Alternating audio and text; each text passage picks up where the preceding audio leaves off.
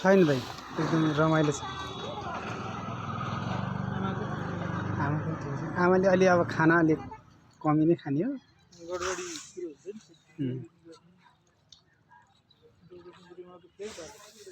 बोले र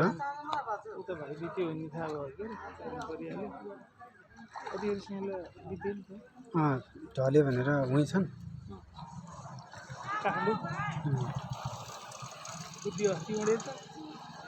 अधिकारी